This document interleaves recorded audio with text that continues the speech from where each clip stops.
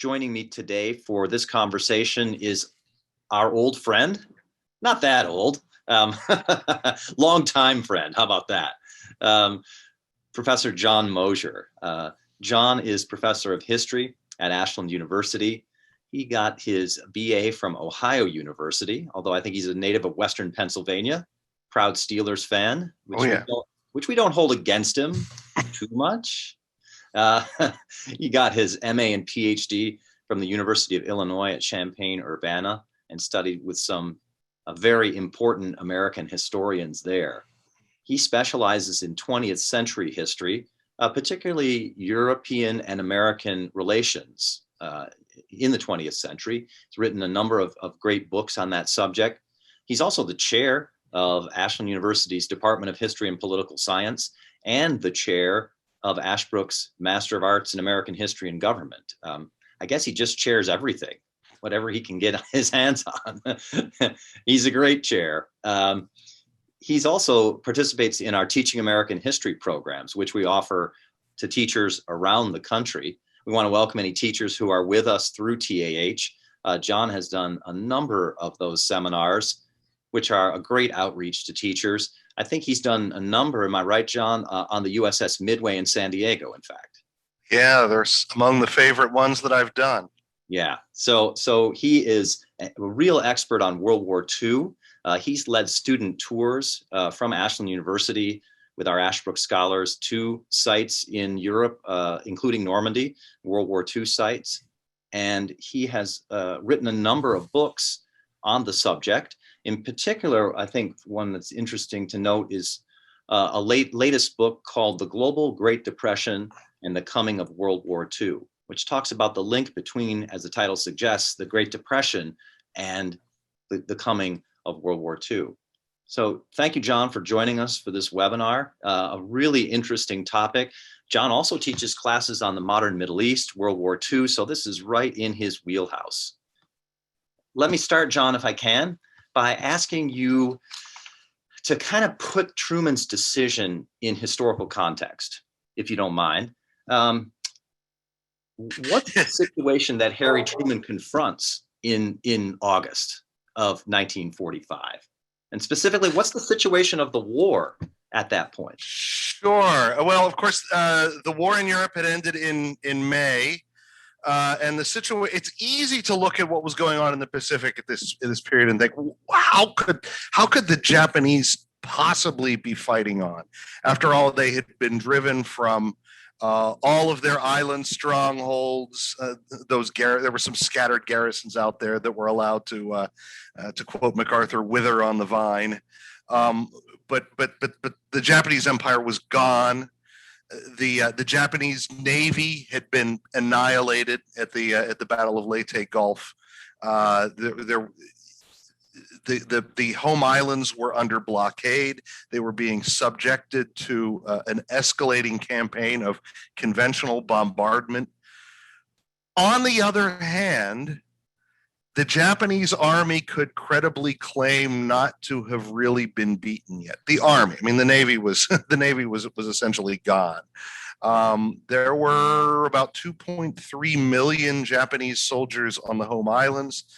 There was additionally a little over 1 million Japanese soldiers in China.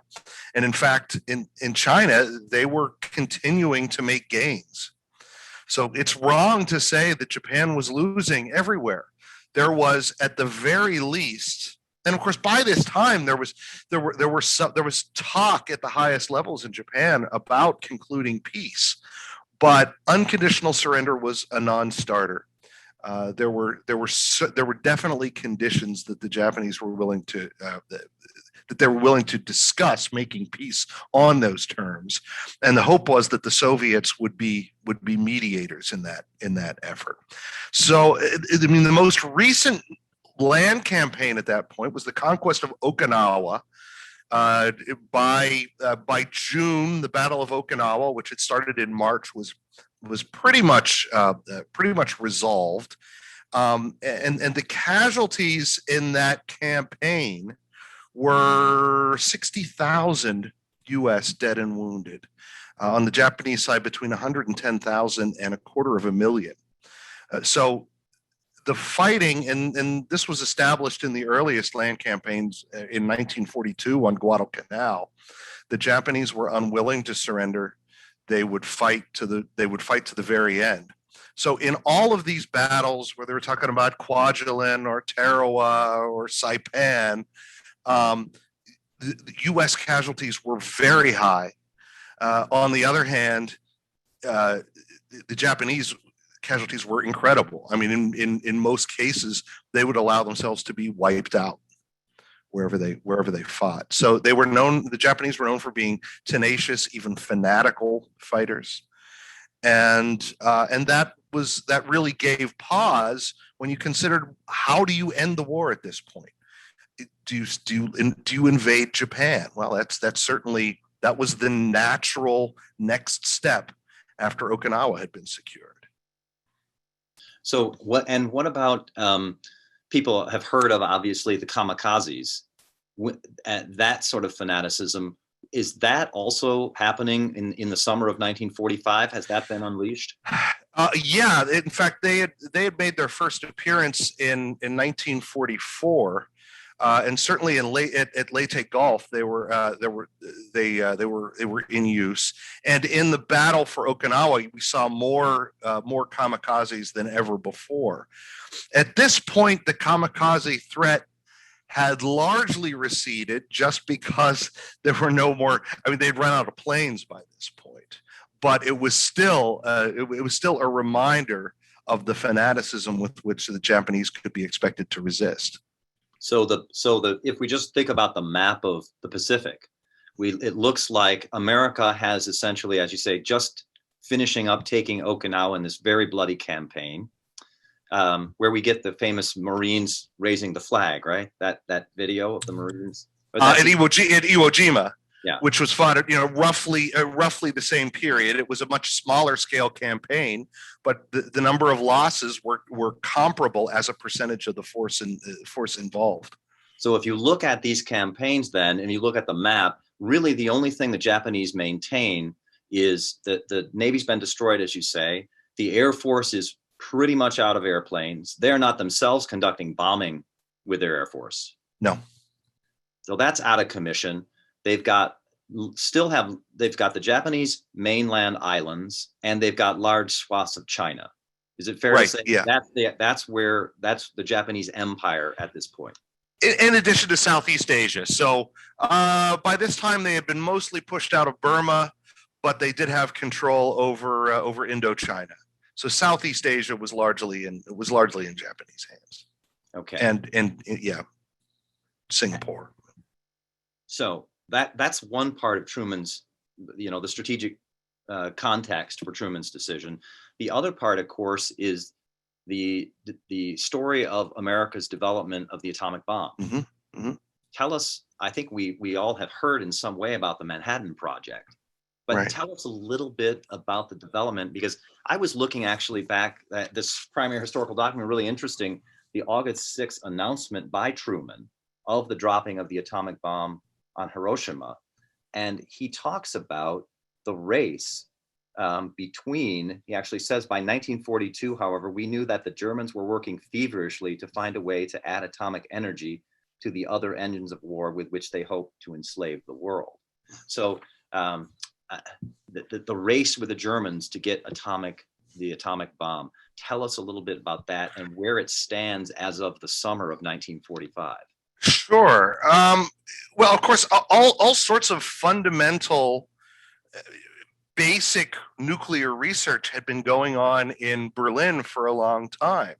It's sometimes easy to forget that Germany was really on the cutting edge of the sciences in general, and had started. That's Germany's luster as a scientific power had started to fade since the rise of Hitler, because so many brilliant scientists left. Nevertheless, it was in 1938 that nuclear physicists first discovered the principle of nuclear fission, and that happened in Berlin. And it was in the following year, Albert Einstein sent this very famous letter to Franklin Roosevelt saying, look, the Germans are working on an atomic bomb. And they can't be allowed to get one first. Even this doesn't seem to have lit very much of a fire under Roosevelt at this point. Perhaps he wasn't. He couldn't really wrap his brain around what kind of a difference this could make. But sometime in 1941, there was a British committee. It was called the Maud Committee for a very strange reason. Niels Bohr, the famous Danish physicist, was part of it, and he had a maid named Maud, and so it's called. Somehow it came to be called the Maud Committee. But the Maud Committee issued this report saying an atomic bomb is feasible. And it was in the following year, 1942, that the Army Corps of Engineers established the Manhattan Project, establishing sites at Oak Ridge, Tennessee, Los Alamos, New Mexico, Hanford, Washington. Those were the three major ones. But there were, in fact, more than 30 different project sites around the country that handled different aspects of the project. The scope of this project was simply amazing. There were over 100,000 Americans involved in the development of the atomic bomb project, and the cost of it was $2.2 billion in money at the time. And so I had to run that through the inflation calculator. In today's money, that would be $33 trillion. I mean, that's an absolutely astronomical sum. And so if you ask, that alone should help answer the question of why Truman decided to drop the atomic bomb, something that you spent those vast sums of money on. The idea that was just going to be shelved just seems incomprehensible. So just a massive, it's a little anecdote I need to tell about Truman, not as president or even vice president, but as an obscure senator from Missouri. He was chair of a committee to look into waste, fraud, and abuse in wartime spending. So he's going over all these budget lines, and he sees this absolutely massive budget line that doesn't really have it's not clear what it's for. And so obviously he's looking into waste, fraud, and abuse. So he starts poking around. He says, well, what is this? And then finally, I'm not sure who it was. It may have been Henry Stimson, Secretary of War, said, trust me, Senator, this is legitimate. I can't tell you what it is. You're just going to have to trust me. And sure enough, that was it. Because, by the way, Truman knew nothing about the existence of the atomic bomb program, knew nothing about the existence of the Manhattan Project until he became president. He was not even looped in as vice president. That's how secret this was. Wow. So that's Oppenheimer, of course, famously, among other scientists. It's interesting because I didn't realize it was that large. You usually think about it as a little group of scientists out in the desert in New Mexico. Who are there with a few family members, and sort of the atomic bomb kind of comes out of that. I had no idea it was that massive and required that many financial resources. Yeah. I mean, I would say probably the most important single location for development was Oak Ridge, Tennessee. New Mexico gets the glory. Of course, it wasn't even at Los Alamos, but at Alamogordo, wasn't too far from there, where the first successful test of the atomic bomb was. And so for that reason, New Mexico really sticks out in people's minds when they think of the Manhattan Project. So Truman as VP does not know, as you said, about the atomic bomb. Remind us, he becomes president. FDR dies in office at what point? And then at what point right after that is he told about the project? FDR died in late April. Just a couple of weeks before Germany surrendered, and I'm pretty sure Truman would have been informed right away upon having been sworn in. Right, that's why they set him down and say, "Here's everything." It's just shocking how unprepared he was. I'm not blaming Truman. How little Roosevelt did to prepare him for the office, and here's Truman. you know, who I think was a pretty good president, but you would not have looked at Harry Truman earlier in his career and said, boy, that guy would make a great president. He's thrown into office at this absolutely critical time, not just for the United States, but for the world. And he's got to make these massive decisions that would change the course of human history. Do we know anything about why Truman was not told about this? Was it Roosevelt loyalists? They just thought he can't be trusted, or we don't like this guy, or was there some kind of other military or diplomatic reason for it? Yeah. Well, I mean, almost hardly anyone was brought into this decision who wasn't considered absolutely vital to it. And Roosevelt certainly could have told him, but Roosevelt only even was in the same room with Truman on a handful of occasions. Now, it's been speculated, and I think it's probably the case, that Roosevelt figured he'd be around until the end of the war. And then, because he was very sick, everyone saw him at Yalta in February of 1945. Said, "Oh my God, the guy looks like death." He figured he would probably make it through the end of the war, and then he could help get Truman ready for to take over. But I can't help but think a lot of this was Roosevelt's own colossal ego. He couldn't imagine anyone else being president, and. In Truman, look, vice presidency was not an important office. John Nance? The president's still alive. Yeah. Yeah, John Nance Garner, who was FDR's first vice president, famously said, "It's not worth a pitcher of warm spit," and he probably didn't say spit. So Truman is obviously then takes over in late spring. And the summer of 45, he's aware of the bomb. Allies are in this position now. Who's charged at what point now? It's becoming clear that the Japanese will fight on. The Allies have demanded unconditional surrender. As you said, that's off the table for Japan. They will not submit to unconditional surrender, and they seem to really mean it, continuing to tenaciously fight even while their empire is shrinking. Who's charged with evaluating whether to drop the bomb? Is there a committee? Is there a group? Is it just Truman by himself? Up to the point of the day of the dropping, who's actually involved in this decision? Yeah, there was a committee. It was called the Interim Committee. It was a group of civilians that was chaired by Henry Stimson, the Secretary of War. Some of the other kind of famous members, Vannevar Bush, who was director of the Office of Scientific Research and Development, which the Manhattan Project was a big part of that, but it wasn't the whole thing. James Conant, who was a chemist and president of Harvard University. James Burns, formerly senator from South Carolina. At this point, he was director of the Office of War Mobilization, and then several other civilians who are less well known today. They met over the course of of May and June, and then issued their recommendations. Actually, through the month of May, issued their recommendations on January 1st, and that recommendation was use the atomic bomb against a populated area in Japan. Now, in addition to that, the Interim Committee established a scientific panel. It was the formal title was the Scientific Panel of the Interim Committee.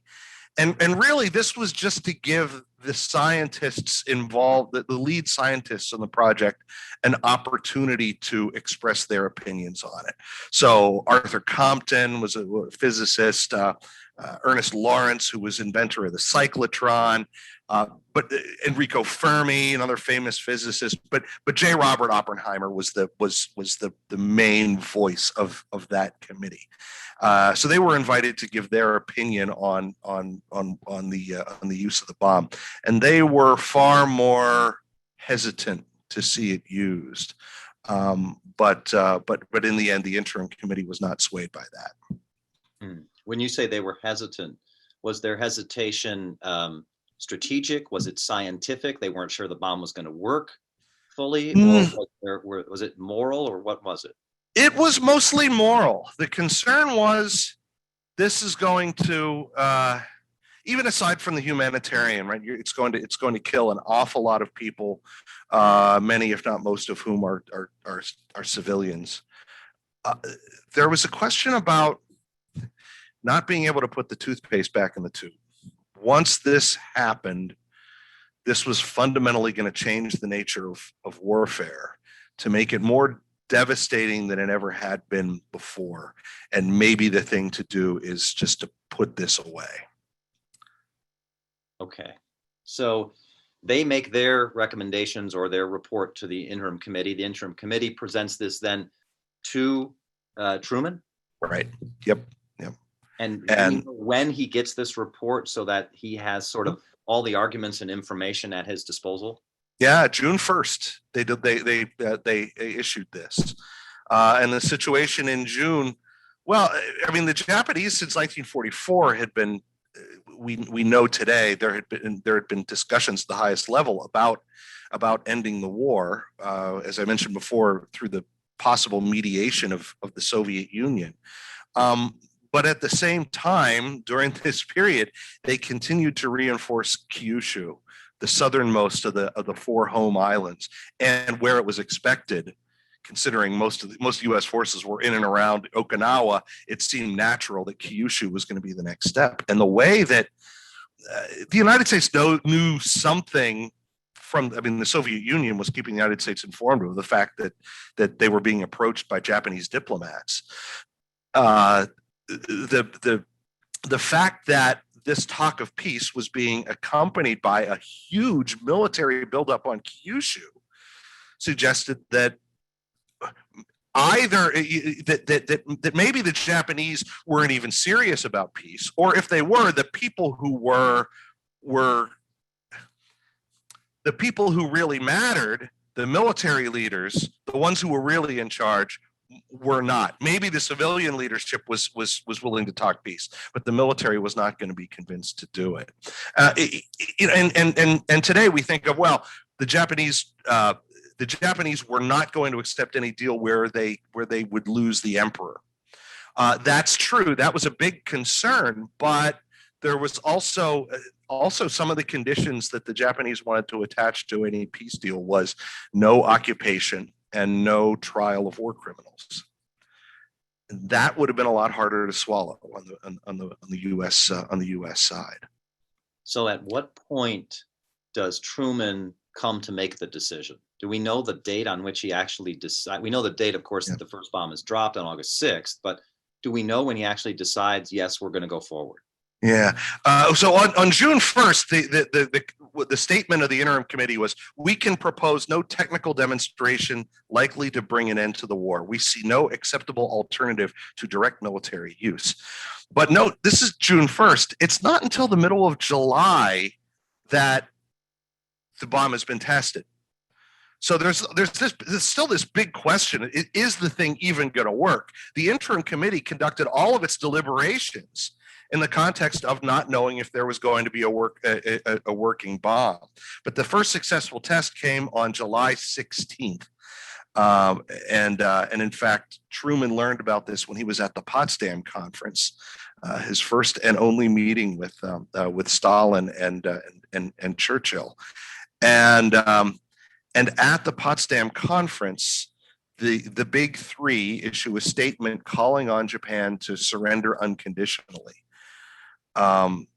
And when no answer came to that, it's on the 25th that Truman approves the schedule for bombing. There's actually a list of targets with potential dates in order that they should be targeted. In addition to the interim committee that I mentioned, there was a target committee that met even earlier, saying, okay, if this thing works, where do we use it? And it came up with a list of potential targets. And one thing that the target committee agreed on is it has to be a place that it was relatively untouched by conventional bombing, because that's how you have an effective demonstration. And that ruled out, honestly, a lot of Japanese cities, because a lot of Japanese cities had been reduced to rubble by that time. It had to have, at Truman's insistence, it had to have significant military significance. And it couldn't have significant cultural importance. Kyoto, like the traditional cultural hub of Japan, which had been untouched by bombing, Truman said that cannot be a target.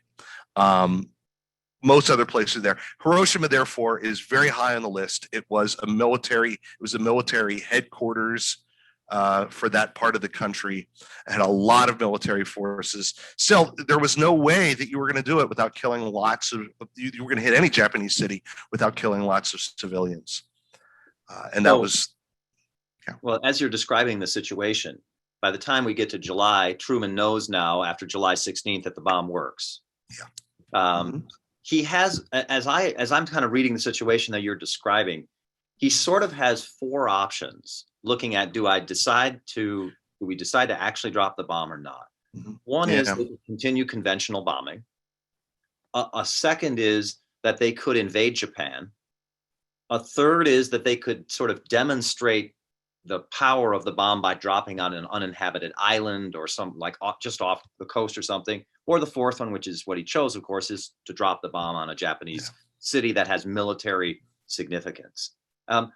Those first three options, why did Truman decide not to do any of those three? Well, conventional bombing in conjunction with the continued naval blockade.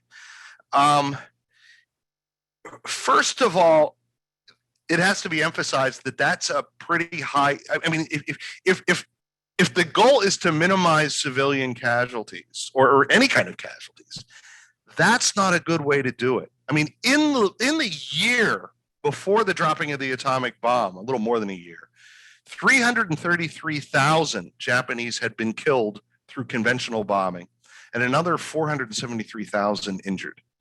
Okay, these are massive numbers, and had that, I mean, so you can imagine a continued campaign of firebombing. Right? The firebombing of Tokyo in March, that killed 80,000 people right there. So if you're going to continue that, well, okay, that's an alternative. It's still a lot of people are going to die, and there's no guarantee there's no guarantee any of these are going to work. The fear was, look, bombing of Japan serious bombing of Japan started in April of 1944. A year later, they still haven't surrendered. What makes us think that continuing that policy is going to change that? So that gets pushed to the side. The invasion possibility. There was a meeting among the what we would call today the Joint Chiefs to talk about the potential invasion of Kyushu. That was going to be the first spot. The plan was to send 750,000 to land 750,000 troops, soldiers and Marines on Kyushu. And how do you estimate the kind of casualties? Well, William Leahy, who was what we would call today the chief of the general staff, said, or chairman of the Joint Chiefs, I should say, said that based on the kind of casualties we suffered at Okinawa, we can expect about 35% killed or wounded. Okay, so think about that. That's about 250,000 killed or wounded. Now, total casualties suffered in the Pacific War to that point were 188,000. That is 42,000 dead, 146,000 wounded. So if you can imagine 250,000 on top of that, right? These were losses that were regarded as unacceptable. And of course, there would have been massive casualties on the Japanese side as well. Almost certainly more than that. So the fear is there's going to be fanatical resistance on Kyushu. And remember, just subduing Kyushu is not enough, because there are 3 other home islands where we could probably expect similar resistance. So the kind of casualties that would have been involved in that just seemed unacceptable. I'll add another thing here. This goes to both of them. There was genuine war weariness on the part of the American people at this point. We have this greatest generation idea that the Americans stoically accepted everything. They complained to high heaven. and letters to congressmen and senators are saying, my husband's been at war. My son's been away now for 3 years. He's got to get back here. And on Capitol Hill, there's a rising sentiment that says the guys who have been in uniform since the start, it's time for them to come home. Of course, the problem with doing that is they're the most seasoned veterans. They're exactly the ones you don't want to bring home. But Truman had to keep in mind the fact that there is so much war weariness going on. Yeah, I was just going to say that we've actually got someone in attendance here who sent in a note saying that he was a pilot in the 5th Air Force practicing for the invasion of Japan. And he said that their estimated casualty rate as pilots, of course, in frontline invasion was 80%. Yeah. And then there's the demonstration option. And so the idea behind that was we're going to drop it maybe on some empty island, and we're going to, under a flag of truce, bring in some Japanese representatives to watch it. Well, okay, who are you going to bring? Certainly the emperor is not going to go. You some kind of expert. Would anyone believe him? And secondly, here's the big fear. What if the bomb is a dud? That the consensus on the interim committee, well, that would have been that would be counterproductive. That would be worse than not using the atomic bomb at all. So the demonstration option gets taken off the table. The one option that I've mentioned before that does not seem to have been seriously explored was, let's see what kind of deal we can make with the Japanese and see if they will accept. This is the unknown. Had the United States said, surrender and you will be allowed to keep the emperor, and made that clear, would they have done so? Given the unwillingness of the military, in fact, the military resisted even to the bitter end. There was an attempt to stop the emperor's official announcement of surrender from going through. It was almost a coup at the end to stop that. Given that, I'm kind of skeptical as to whether it would have worked, but we don't know. And by this time, unconditional surrender, as you said, is announced at Potsdam. The Allies have committed themselves to it. Yeah, and there are a number of historians and others who said unconditional surrender was more of that it never should have been enunciated as a policy to begin with, because it committed the United States to really fighting to the bitter end. But once you had done it, you kind of had to go through with it. But was it worth the loss of life? Could the war have ended earlier without the civilian deaths involved in the dropping of the bomb? That's the big unknown. Right. And I was again reading this statement by President Truman from August 6th of 1945. And he talks about the Japanese. This is the very second paragraph. He says, the Japanese began the war from the air at Pearl Harbor.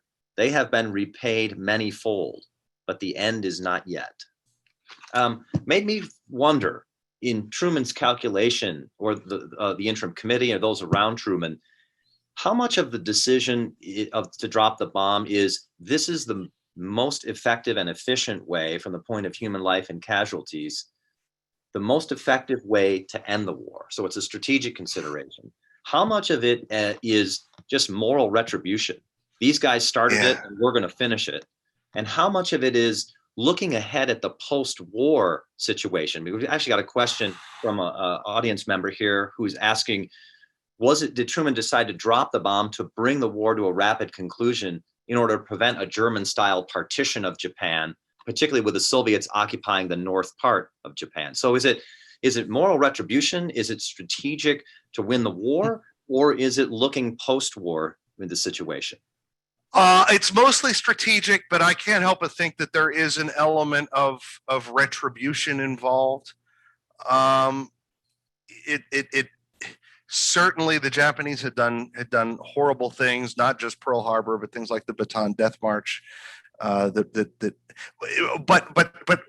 big counterfactual: had the atomic bomb been available before Germany had surrendered, would the bomb have been used against Germany? I think there's no doubt that had the Germans developed the atomic bomb, Hitler would not have hesitated to use it against London or Moscow or any place that he thought would have been beneficial. But would the United States have authorized the use of would President Truman have authorized the use of the atomic bomb against Germany?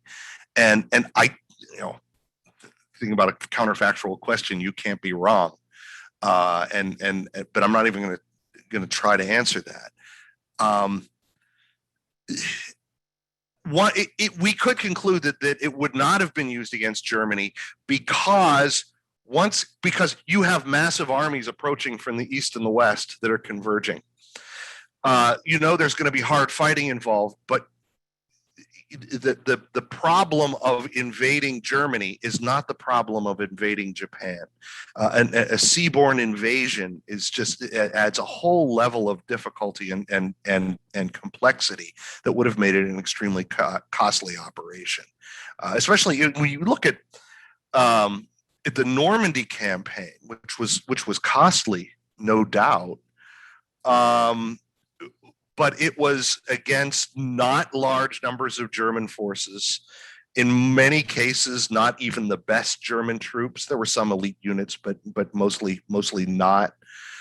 The vast majority of the German army was fighting in the east against the Soviet Union. That would not have been the case in a campaign against Japan. So I really do think that that most of the reason for it involves the need to end the war as quickly as possible. Now, post-war concerns. This has been argued ever since Gar Alperovitz, a historian in the 1960s or 70s, I don't remember when his first book came out, made the claim that the use of the bomb was not even really about ending the war against Japan. It was about firing a shot across the bow of the Soviet Union and letting them know that the United States had this. And in fact, the goal was a variant of this has come up recently in a book called Racing for Victory by a Japanese historian whose name I'm forgetting.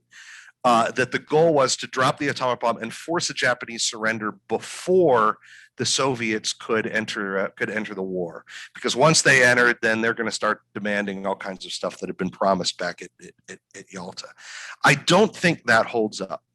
For one thing, at Potsdam, again, Truman is at Potsdam when he learns about the existence of the atomic bomb. Nevertheless, he presses Stalin at Potsdam to go forward with the invasion.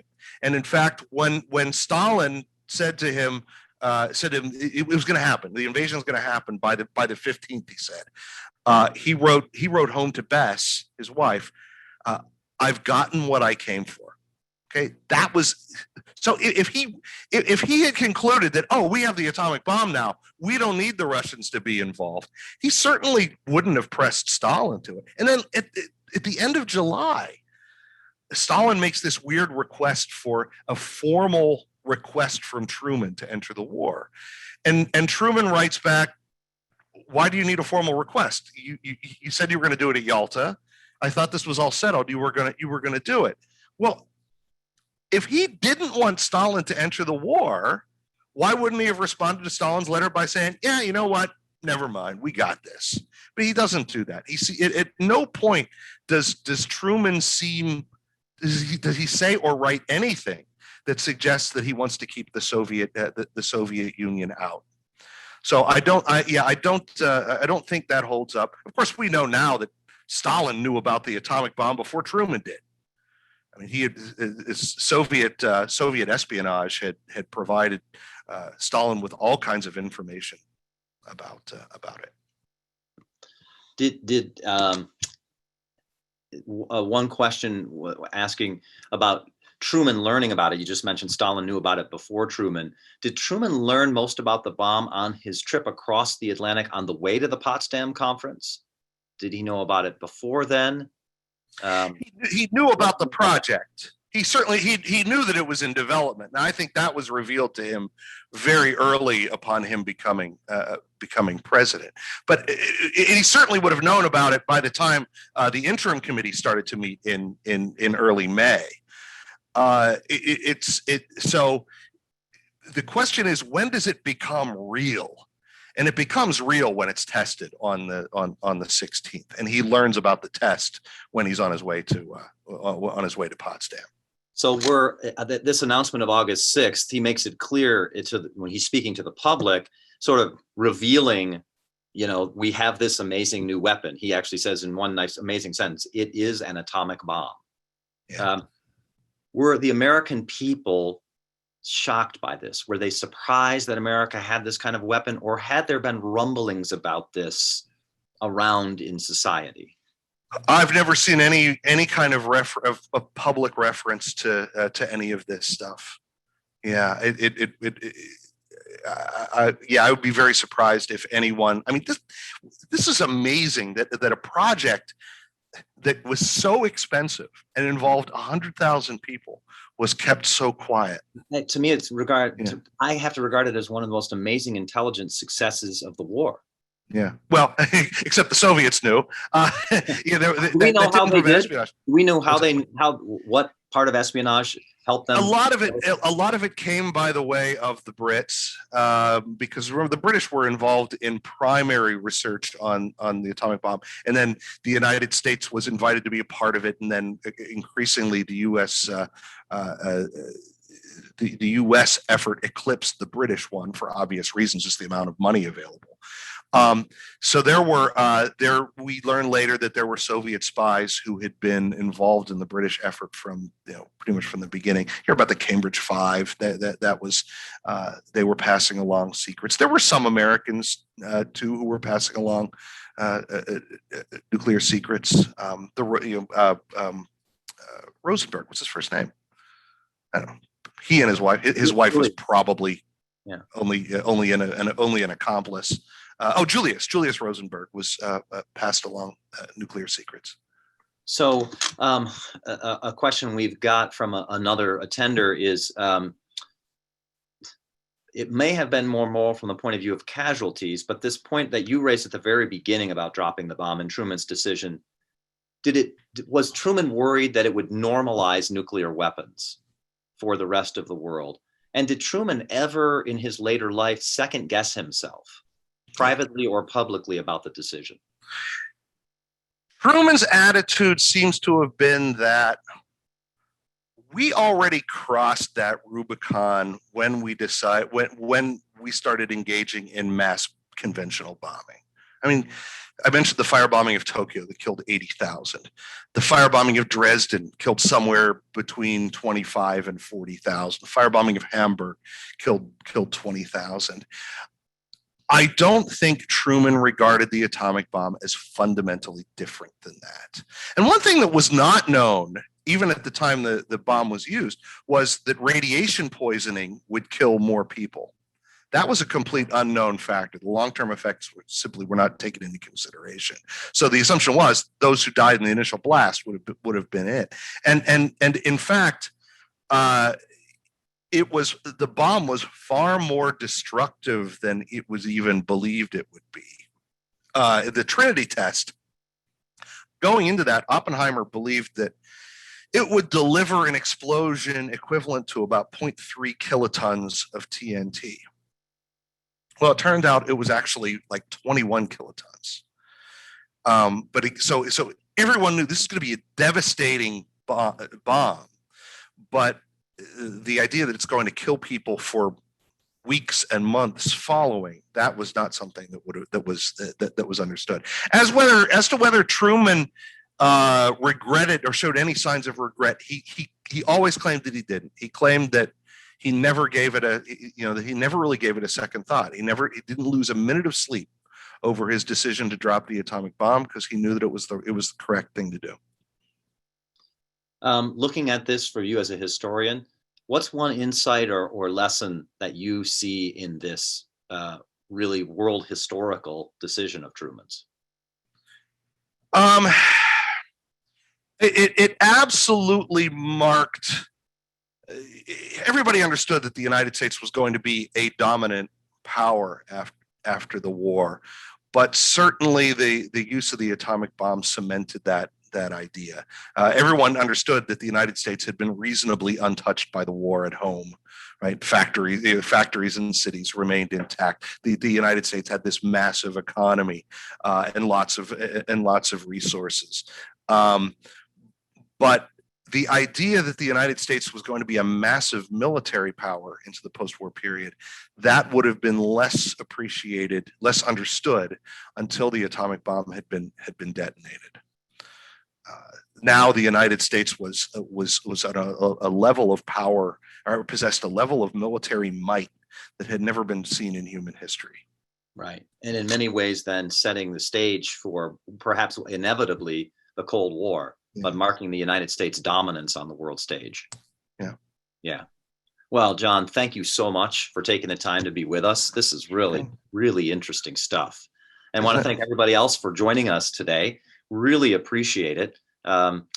So many, I know so many questions. Unfortunately, we don't have time to get to all of them, but thank you for submitting those.